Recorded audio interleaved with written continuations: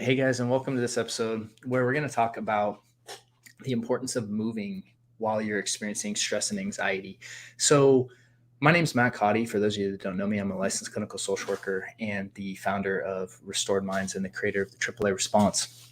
And so, in this episode, I want to talk about just movement in general. So, last episode, we talked about the difference between the sympathetic nervous system and the parasympathetic nervous system, and how the sympathetic nervous system is really the activation of that fight or flight. And what your body's doing, essentially, it's taking glucose or sugar and really generating energy to move into that fight or flight and pumping blood into your large muscle groups. And all the various actions of the sympathetic nervous system to help you survive.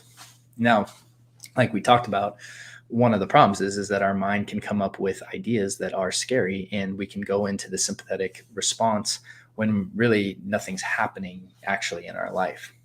And that's one of the challenges that we as humans face now, is that, so many people are in this stressed response when they're perfectly safe, right? You could be laying in bed and be perfectly safe, right? But stressed out. And I've been there many times. So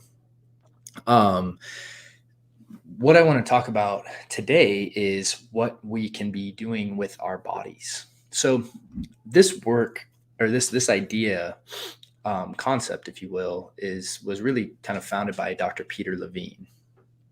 And he developed a whole, essentially platform around somatic experiencing, right? And somatic just means body, right? Bodily experiencing. And what he had learned is, by working with trauma, that it's not about talking about the traumatic event again and again and again and again. It's actually about releasing the energy that was kind of trapped in the body that from the traumatic event. And really, kind of to explain this, what we need to understand is that there's obviously different levels of stress that a person can experience. And what we're talking about with trauma is we're talking about when someone enters into that freeze response. And the freeze response is higher than the fight and flight response. And what happens is the person kind of enters into this state where they just believe they're succumbed to that particular event. And so they don't even try to fight or flight anymore. And when that happens, the huge amount of stress energy essentially kind of gets stuck in the body. And what Dr. Peter Levine found was that by allowing the body to actually move and discharge that stress energy, that actually produced much better healing results than talking about the traumatic event over and over. In fact, in his book, Waking the Tiger, he talks about how when two people can be in the same, very dangerous or life-threatening event, the person that keeps moving is less likely to get traumatized. So moving is important.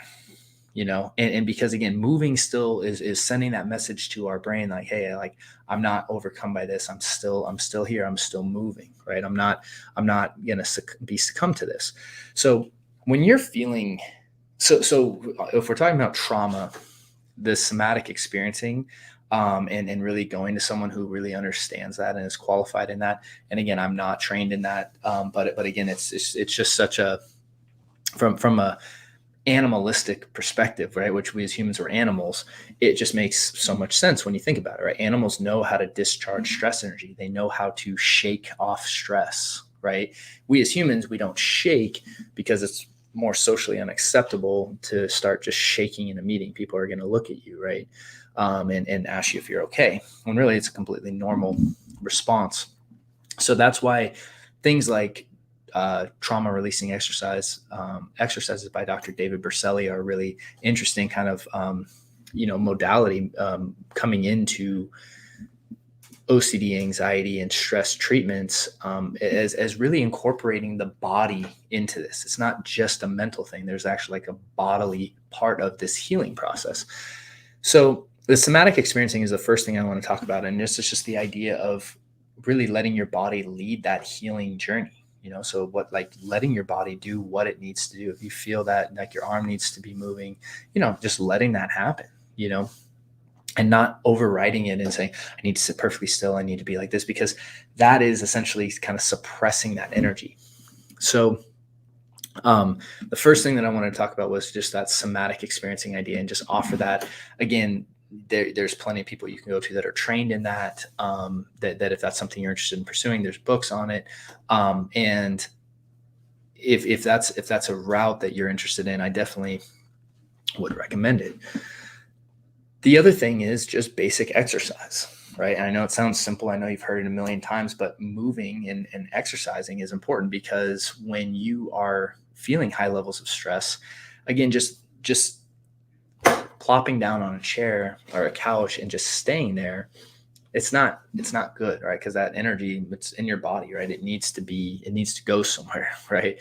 So if you're feeling high levels of stress, it's as simple as going for walks, right? I mean, yes, sure, running and cardiovascular is great, but if you're able to just get up and go for a walk, I mean, like, at least you're moving, right? And so just understanding that stress and anxiety is not just about um, the mental aspect, right? We understand that anxiety, we categorize it as a mental disorder, right? Or, we talk about the mental aspect of it, but really understanding that it's a physical thing as well, right? Like, this physically is happening in our body. So taking that two-pronged approach to this, and really understanding the bodily things that we can do to help ourselves, and starting with this idea of somatic experiencing and even trauma releasing exercises, as well as just regular physical exercise and movement, can be very helpful to our recovery and our healing process. So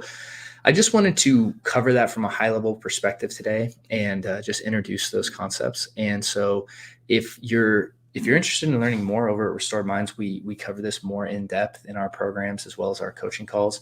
So there's a little link down in the description where you can start with a free guide we have, just so you can kind of learn a little bit more about it, because that's a big part of this, is learning what to do with the energy when it's hitting your body.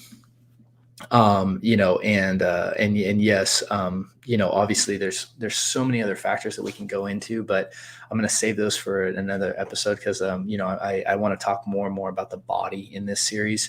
And specifically, I'm thinking about going into the vagus nerve, and just understanding how this whole thing is connected, and what we can do, from exercise to what we're putting in our body to um, you know gut health, right? I mean, like, there's all these things that kind of move into this. So um moving, that's the key thing that I want to introduce in this episode: movement. And things like yoga and qigong are great too, because, again, really opening up the body and allowing for that kind of energy to flow more naturally. Great stuff as well. So hope that was helpful. And if you need more resources for this, please click the little link below. You'll be taken to a page where you can download the guide for free. And obviously, feel free to contact us over at Restored Minds. We have an application for our programs that you can complete, and schedule a consultation call if this is something that you're struggling with and need help with. So thank you so much for hanging out today, and I hope you guys have a great week, and I'll see you on the next episode. Take care.